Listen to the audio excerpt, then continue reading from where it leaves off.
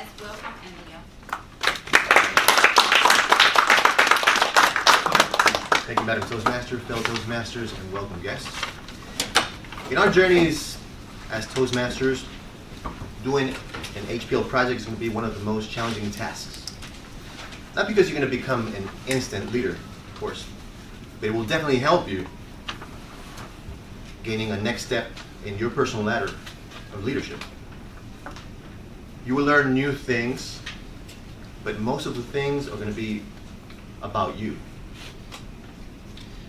In the beginning, a project may seem too simple, of course, but you will find out along the way that it gets a little more complex because you're the one that has to think, that has to decide, that has to delegate, that has to take action, and if this is not done, nothing gets done. So it really relies purely on you, on being in charge.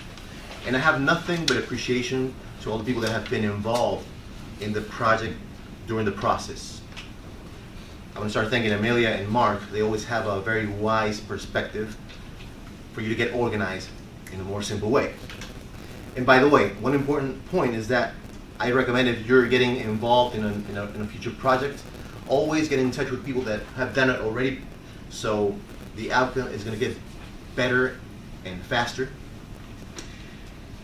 I'd like to thank my MVP Guidance Committee, Peter and Evan, which supported me along the whole way, just by listening to my own ideas.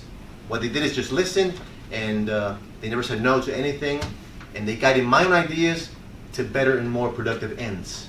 And that's the way it's done. I want to thank also Elsa and Wei, which are not here. And, okay, here it is. Which worked pleasantly on communication. We got along very, very well. They never deviated from the initial plan or vision. In the beginning, of course, when I tried to recruit, Wei said he was not available. He had a lot of challenges to do, a lot of meetings.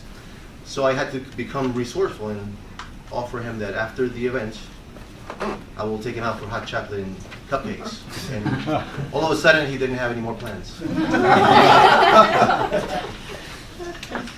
And of course, last but not least, I'd like to thank my evaluator today, Dave Bodkin, which is going to be in charge of putting the cherry on top of my whole project, giving me an insightful perspective of what I did along the way here. And in my opinion, one of the best in the business. Thank you for that. I also want to remind you that we're very fortunate to have this place, this space as a club, okay? And we own that to the founders, the oldest members here, which have done a magnificent job of maintaining this for more than 17 years. And it's not only maintaining the place, but it's also dealing with people in charge of this. So thanks for that. So because of this, especially for decorations events, we were not able to use the walls to decorate, which just takes like 80% of the space. Because of course we would not want to jeopardize ruining the area where we work, right? So this in the beginning seemed to be the obstacle for me, but it was not.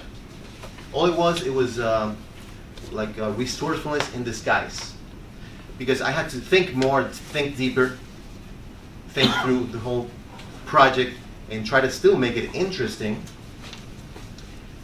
So we were limited to the doors only. We had to think and still make it interesting, and it still happened. We still managed. So if anything, what it seemed to be an obstacle was actually not. And that's how they always apply in life. The obstacles are always an impression in the beginning until you turn it around. But while bigger the obstacle, is bigger the potential to turn it around to something big. You need to walk with certainty that you will come across these type of obstacles, but at the end, you will find a way to resolve it. No matter what, you will prevail.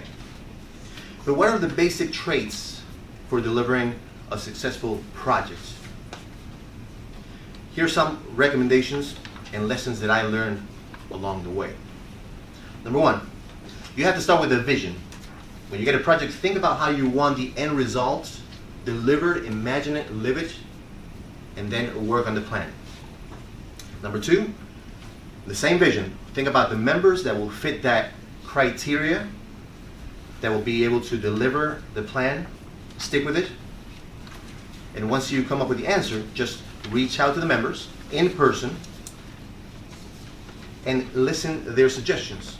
Because remember, you may be the chair, but it's not your project. It's not your event. It's still a team. Teamwork needed. Number 3, learn to delegate. Because if you're the chair and you just do the whole job, then you qualify as a very good worker, but not necessarily a leader. You have to learn how to transmit, delegate. And number 4, of course, is communication. Because we all can have great plans, ideas, insights, but you gotta learn how to transmit it, how to express the idea clearly. We all think we're smart, we have ideas, but then these projects give you the chance to put in practice how to transmit the visions. Number 5 is confidence, especially in your own decisions. Remember, decisions shape destinies. So decisions are going to be the determining factors of what happens in the course of your lives, always, in here and outside. But in here, you have the chance to practice it. Number 6 is commitment. Stick to the goals. Believe in the outcomes. Don't be afraid to try, express your ideas, and deliver as you promised. And number 7, a PMA. Who knows what that is? Yes. Positive mental attitude. Correct. That always applies in any plan, project, activity. Sometimes the brain doesn't find answers. Stick with a positive mental attitude, and that will deliver for you and resolve for you at all times. The final conclusion for me in this project is that an HPL will help you help others. And if anyone has been able to grasp any type of valuable information that can help them in future projects or in life projects, well, mission accomplished. Madam Toastmaster.